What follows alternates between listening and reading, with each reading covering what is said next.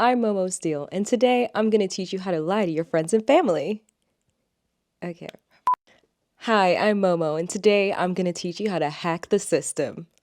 Hi, I'm Momo, and today I'm going to teach you some nifty tips and tricks to convince people that you understand color theory. Yeah, that'll work. Not bad.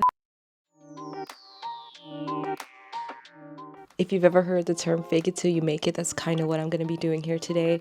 We're going to learn how to fake it till we make it about color theory. Because color theory is super hard, but there are ways to get dramatic lighting in your digital painting, with a few simple workarounds. So my first tip is start with the basics.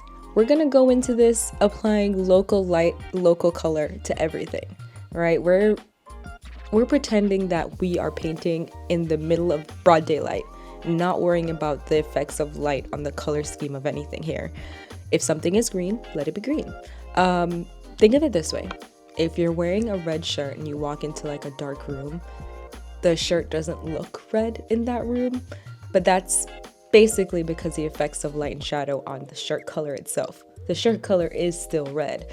We're gonna apply kind of that same logic as we proceed in our steps, but in order to do that, we gotta lay the foundation, baby. And the foundation starts with local light and color. So yeah, just render everything out very basically. For our more advanced players in the game today, what you could also do is lump together all the darker valued things into one big shadow shape, the things that are next to each other. Lump them together into a darker shadow shape and suggest form using lighter values to highlight or suggest the form of something. That's kind of what I did with the Little Mermaid piece, the little boat in the back. I want to draw all the bits of the boat. I just lumped them all together into one big dark value and suggested form. It makes an interesting composition that way, and also makes the thing that you're trying to stand out more from the background, because we don't really care what's happening in the boat. They're not the main event. The main event is Prince Eric and Little Mermaid. Ariel, if you will. So yeah, do that. My next piece of advice for making dramatic lighting is to opt for a lighting color that is opposite in color temperature than the base of the piece, and also more saturated. Helps build the drama. There's a lot of contrast when you do it that way, which once again helps build the drama. I also think that you need to play that color choice within reason, obviously, because for the Little Mermaid piece yet again, I opted for a cool color. It's a cool color like blue for the background, but the lighting color I could have gone with a pink or a red, but I felt like the red felt a little too sci-fi-ish.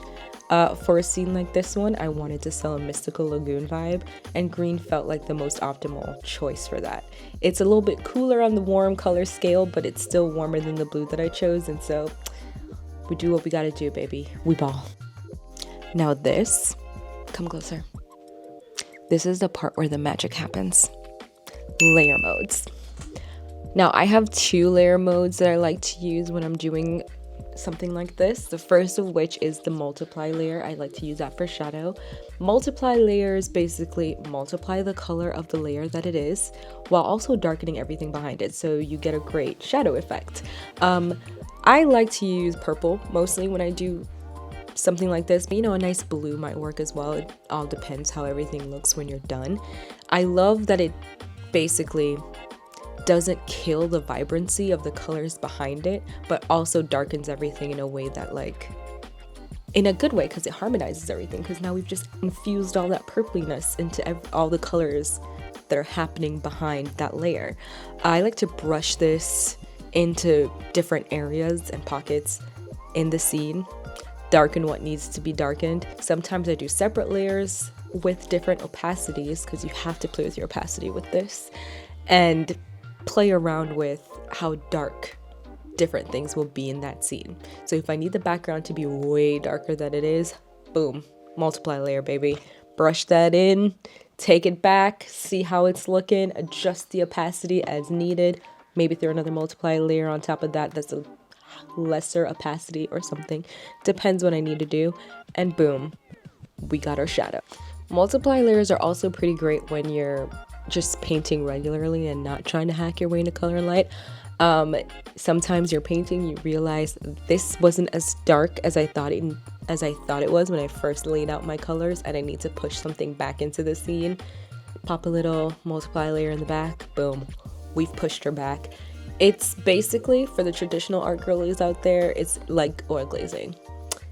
Just put a little glaze of color in there, keep glazing until it's dark enough and you're ready to go. The next layer I like to play with, the next layer mode I like to play with when I'm doing this is the screen layer mode. This is basically the exact opposite of multiply. It's multiplying the color of the layer while lightening everything behind it. So you get, you see why they work well together. With the screen layer, I like to use duplicates of that layer about 3 times over to get the proper effect that I'm going for. So I start with that layer of color that I placed down on my piece. So maybe a pink or a blue, whichever layer color I decided to go with for my lighting. And I duplicate that, put the duplicated layer on the screen mode, and play with the opacity, finger around with it till it feels right. And then I duplicate that once more, and I put a blur on that layer. And once again, play with the opacity, do what you need to do so it feels right. Once you put that little blur layer on, that's lighting, baby. That looks so good. You get that little hazy effect that you get from something that's like really brilliantly bright. It's so good, okay? It'll look fine before, but once you put the little blur on there, yeah, you ain't never seen lighting like this before. It's good. Oh, and for a little bonus tip, if you're doing any of your digital art in Procreate, mess around with that chromatic aberration tool. That tool basically kind of does a little prism, a rainbow prism of your colors, of the RGB type colors, and splits them apart. Just play around with that a little bit, because it also gives that, oh, there's really brilliantly bright light here effect, because obviously bright light splits in a prism, fun fact. Yeah, it looks great. And it really sells the there is something brilliantly bright happening here effect. So yeah, chromatic aberration for the Procreate girlies, get into it. Obviously, this in no way replaces a good foundational knowledge of light and color, but it is good supplemental information to learning that process. And if it's a hack, guys, come on. And if used correctly, it's gonna work every time. Trust me, I'm a professional. Personally, I also like to use this technique when I'm trying to push a piece really quickly and I'm like, you know what, this thing is a little drama and a little lighting. It does spice up a little, gives a little oomph to an image. But if you do use this technique, please send me pictures. I want to see it. But I think we're at the end of the video now, so I'm gonna go ahead and say my goodbyes. Make a graceful exit, maybe, or try to anyway.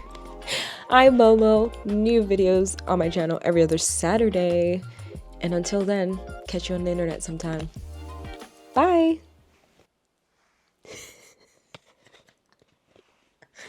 Oh my god, I wish I had a script.